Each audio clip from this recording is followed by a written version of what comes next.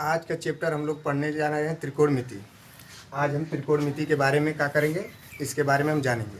ठीक, पहले हम समझते हैं कि त्रिकोणमिति होती क्या है, इसका अर्थ क्या होता है। पहले हम समझते हैं कि इसका अर्थ क्या होता है, त्रिकोणमिति का अर्थ। ठीक, देखिए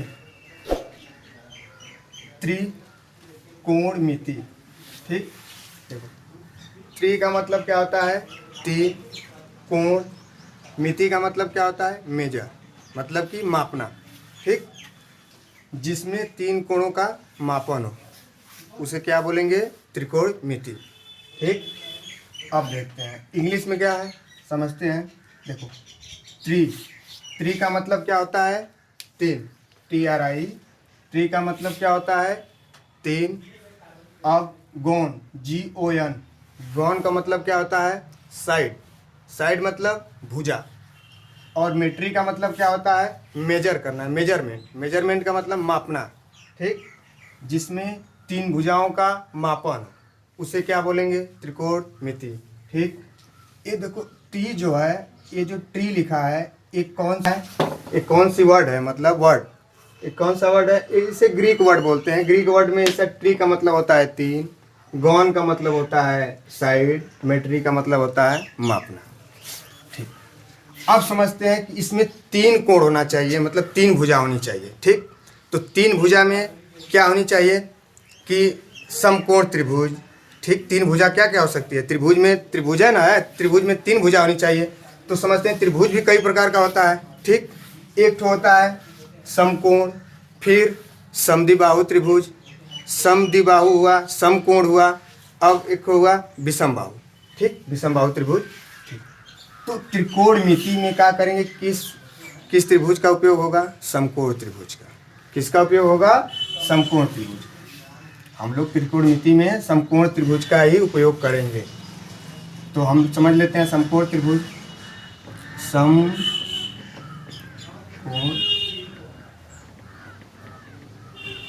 त्रिभुज। ठीक,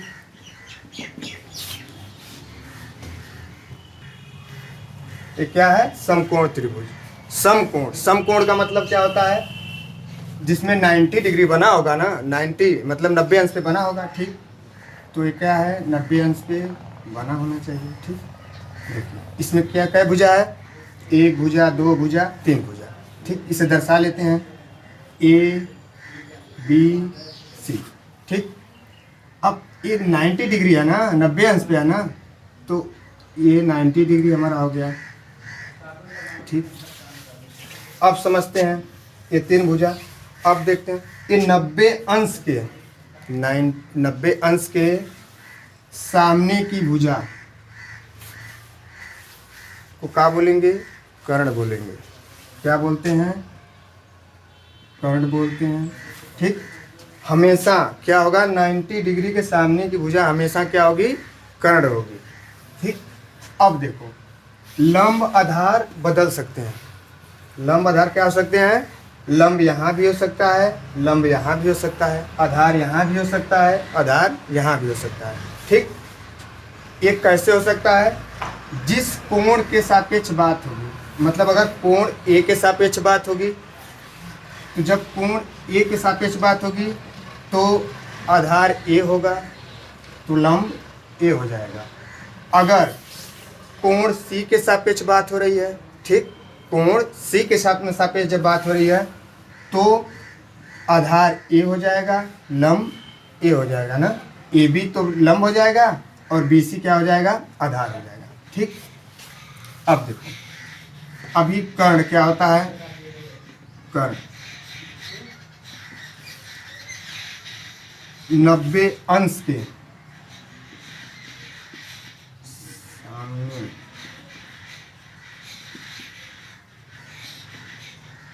भुजा हमेशा क्या होती है, हमेशा 90 अंश के सामने भुजा हमेशा कर्ण होती है। ठीक, अब देखो जो लंब और क्या बचा, आधार। लंब आधार, ये दो बचा ना, ये हमेशा क्या होगा, बदलता जाएगा ना, जिस कोण के सापेक्ष बात होगी उसके हिसाब से ये बदलेगा। ठीक, अब आ जाते हैं हम कि देखिए अगर कोण ए की बात कहा है, जब कोण ए को हम लेकर चलते हैं तो हमारा ए क्या हो जाएगा, आधार हो जाएगा, फिर ए तब का हो जाएगा, लंब। ठीक, ये आधार हो जाएगा, ये क्या हो जाएगा, लंब हो जाएगा। तब अगर ठीक है, अब कोण सी की बात कर रहे हैं ना, तो इसको क्या कर रहे हैं, इस तरह से पलट लो, इसे इस तरह से पलटो, तो इसको इस तरह बना सकते हैं ना, तो सी कहाँ आ जाएगा, देखो बी तो सेम रहेगा ना, इसे इस तरह पलट रहे हैं तो क्या हो जाएगा, बी तो सेम रहेगा ना। अब देखो तो ये सी कहाँ आ जाएगा, इसके बेस पे आ जाएगा ना, और ए कहाँ जाएगा, ऊपर। ठीक, अब अगर कोण सी के बारे में हम बात कर रहे हैं, ये तो ठीक है ना कि ये जो बना है 90 डिग्री पे, इसके सामने का भुजा है तो कर्ण है, ये है। ठीक, बाकी अगर हम कोण सी के बारे में अगर हम बात कर रहे हैं तो क्या होगा, तब ये आधार हो जाएगा ना, क्या हो जाएगा, ये आधार हो जाएगा। ठीक, तब ये आधार हो गया हमारा। अब ये क्या हुआ, तब इसके सापेक्ष कोण सी के सापेक्ष, तब ये हमारा लंब। ठीक, इतना समझ में आया। अब हम आ जाते हैं, अब आगे हम क्या पढ़ चुके हैं, समकोण त्रिभुज के बारे में समझ चुके हैं कि क्या होता है कि समकोण त्रिभुज में हम लंब आधार कहाँ कहाँ पे रहता है, अब सब समझ चुके हैं कि कहाँ कहाँ होता है। ठीक, अब इसके आगे हम आएंगे कि त्रिकोणमिति रेशियो ना, कि अनुपात पे आएंगे कि त्रिकोणमिति अनुपात क्या होता है, फिर इसमें समझते हैं समकोण त्रिभुज पे।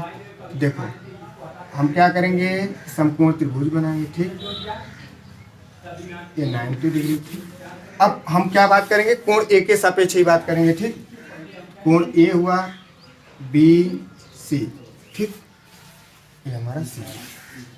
अब देख हम कहे हैं कि 90 डिग्री के सामने की भुजा क्या होती है, कर्ण होती है।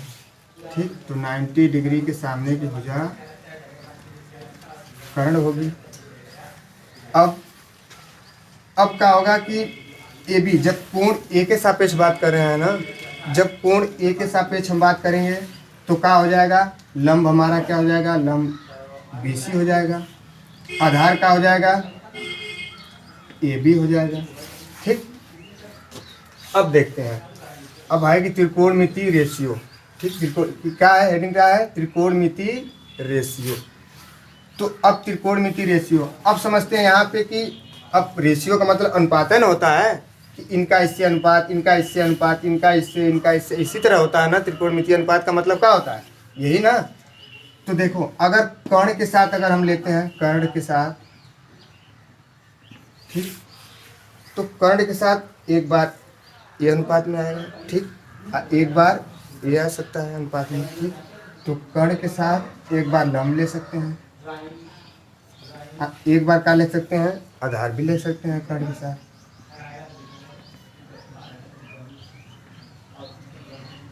ठीक, अब देखो अब बचा हमारा क्या है, इसके साथ ये दोनों भुजा हम ले चुके हैं, लंब ले लिए हैं, आधार ले लिए हैं। अब लंब के साथ ले लें, लंब के साथ भी होगा ना, लंब के साथ क्या होगा, एक बार कर्ण होगा, एक बार क्या होगा, आधार होगा।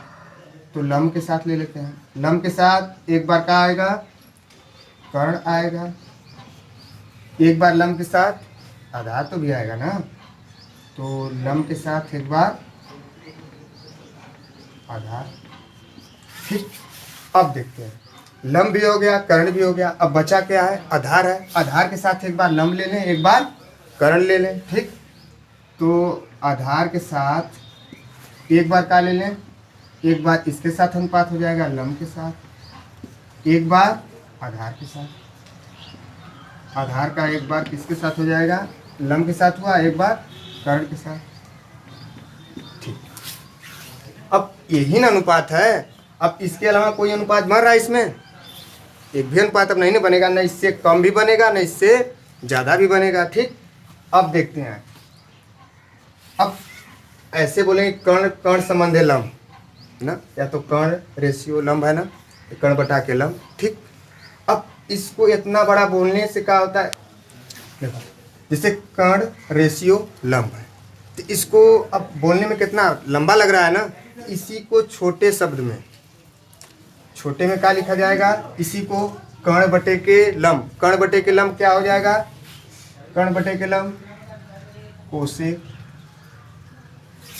ठीक, अब कर्ण बटे के आधार, इसको क्या छोटे शब्द में लिख सकते हैं, कर्ण बटे आधार है ना, तो सेक। ठीक, अब देखो इसी तरह इसको भी लंब कर्ण, लंब संबंधी कर्ण है ना, तो लंब बटा के कर्ण को क्या लिख सकते हैं, साइन। ठीक, अब लंब बटे आधार, इसको क्या लिख सकते हैं, tan।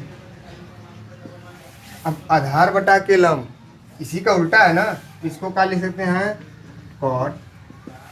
यही आधार बटा के कर्ण, आधार बटा के कर्ण क्या बचा है हमारा, cos। ठीक, तो देखो इसको सिस्टमेटिक ढंग से चाहो तो लिख लो कि साइन, कॉस, टैन, कॉट, सेक, कोसेक, इस तरह से लिख लो, चाहे तो हम इस तरह से बनाए हैं ना, जिसके साथ जैसे लिए हैं उसके हिसाब से हम बनाए हुए हैं। ठीक, अब देखो अगर ये तो ठीक है ना, कर्ण बटा के लंब को कोसेक कहते हैं, कर्ण बटे के आधार को सेक कहते हैं, लंब बटा के कर्ण को क्या बोलते हैं, साइन बोलते हैं, लंब बटे आधार को क्या बोलते हैं, टैन बोलते हैं, आधार बटे के लंब को क्या बोलते हैं, कॉट बोलते हैं, आधार बटे के कर्ण को क्या बोलते हैं, कॉस बोलते हैं। ठीक, अब देखते हैं, अब सवाल जैसी रहेगी। ठीक, अब सवाल, अब इसके आगे आते हैं, ये तो सही हो गया ना, अब इसके आगे आते हैं, देखते हैं कि अब इसे याद कैसे करेंगे। ठीक, ये तो ठीक है कि ये तो हम बता दिए कि इसका रेशियो 6 होता है, 6 के अलावा भी अनुपात नहीं हो सकता है, उससे अधिक भी, उससे कम भी नहीं हो सकता है, बस कितना हो सकता है, 6वां अनुपात है ना। देखो तो अगर कोण ए के सापेक्ष अगर काम होगा, ठीक है ना, तो अगर साइन ए, तो लंब क्या हो जाएगा, लंब ये ना हुआ, तो साइन ए बराबर लंब बटे के कर्ण। देखो स्टेप बाय स्टेप, फिर कास आता है, तो कास ए बराबर क्या हो जाएगा, आधार बटा के कर्ण। ठीक, फिर कास के बाद टैन, टैन ए बराबर क्या हो जाएगा, लंब बटे के आधार। फिर देखो अब इन्हीं सब का उल्टा ये सब है, जो अब का बचा है, साइन का उल्टा कोसेक, कॉस का उल्टा सेक, टैन का उल्टा कॉट। ठीक, तो अब देखो कोसेक है, तो कोसेक, अब साइन के बराबर क्या हुआ, लंब बटा के कर्ण, तो कोसेक के बराबर क्या होगा, कर्ण बटा के लंब। बस इनका उल्टा कर दो, तब कास के बराबर क्या होगा, आधार बटा कर्ण, तो सेक के बराबर इनका उल्टा कर दो, क्या हो जाएगा, कर्ण बटा के आधार। अब देखें टैन, टैन ए बराबर क्या होगा, लंब बटे के आधार, तो कॉट ए बराबर क्या हो जाएगा, आधार बटा के लंब। ठीक, ये तो हो गया ना, इसे याद कैसे करेंगे। ठीक, ये तो ठीक है ना कि ये तो याद हो जाएगा, तो ठीक है ना, याद होगा तो क्या करेंगे, पहले तो ये समझ लें कि लंब को क्या बोलते हैं, लंब को बोलते हैं उनकी, देखो परपेंडिकुलर ना, लंब को क्या बोला जाता है इंग्लिश में, परपेंडिकुलर।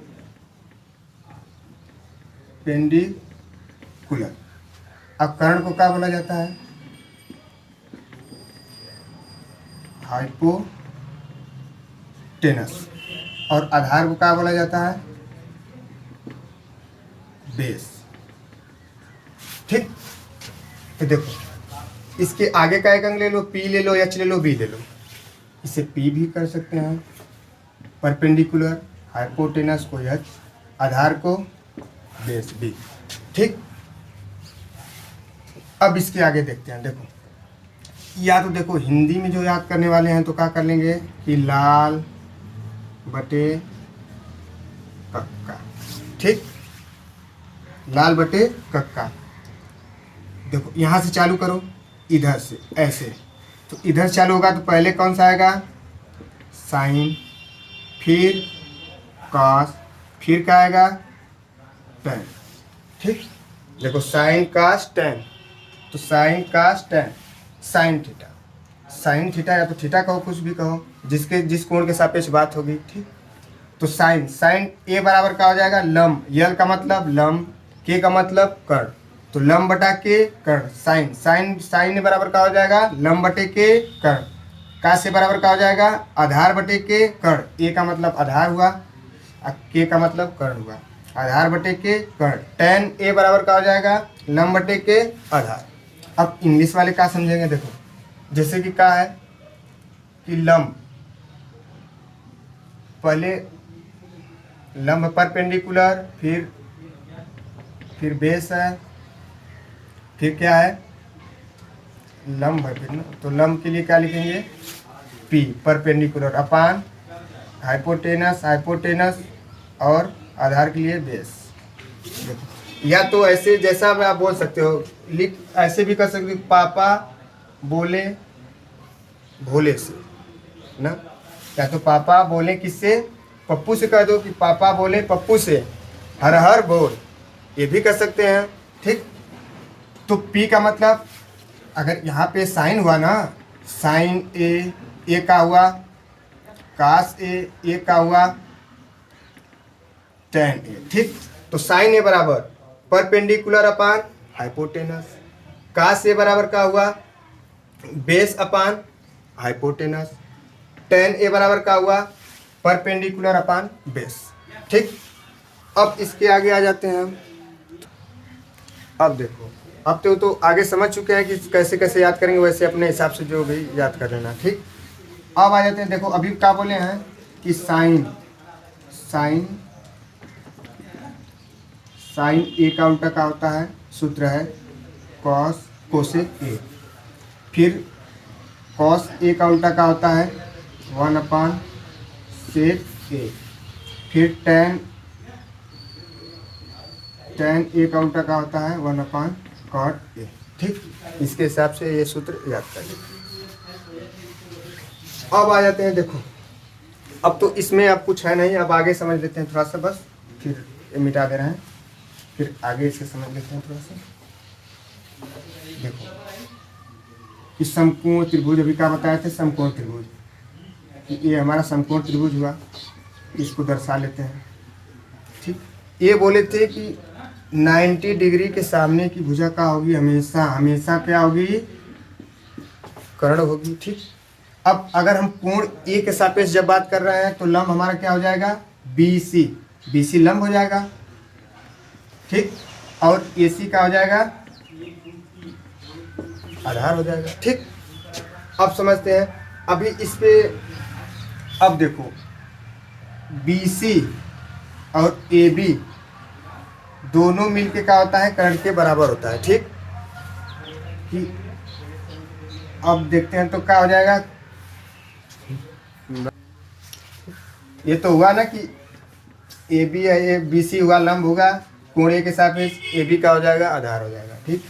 अभी इसमें क्या होता है पाइथागोरस प्रमेय, पाइथागोरस प्रमेय क्या कहता है, इसमें जब त्रिकोणमिति में ये ना बात हो तो फिर दिक्कत है ना, कि पाइथागोरस प्रमेय ही से ही बनी है त्रिकोणमिति, ठीक। तो इसे लिख लेते हैं पाइथागोरस